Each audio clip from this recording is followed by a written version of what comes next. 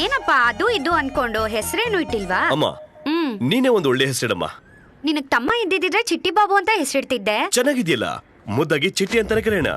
ನಾನು ಚಿಟ್ಟಿ. ಚಿಟ್ಟಿ ಹೋಗ ಟಿವಿ ಹಾಕಪ್ಪ.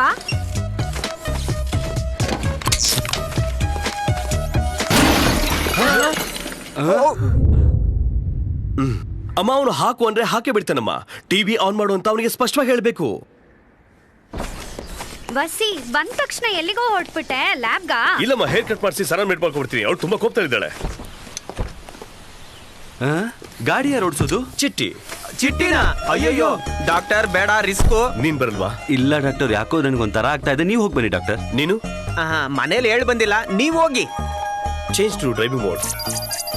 ಹುಷಾರು ಡಾಕ್ಟರ್, ಗೇರ್ ಹಾಕ ಕೇಳಿದ್ರೆ ಗೇರ್ ನಾಕಿ ತೆಸ್ಟ್ ಬಿಡ್ತಾನೆ. ಅದೇನಾ ಇದೀನಲ್ಲ? ಹೌದು, ನೀವಿದ್ದಾಗ್ಲೇ ಟಿವಿ ನೋಡ್ದಾಕಿದ್ದು. ಇಲ್ಲಿ ನೋಡು, ಜಸ್ಟ್ ಫಾಲೋ ಮೈ ಇನ್ಸ್ಟ್ರಕ್ಷನ್ಸ್.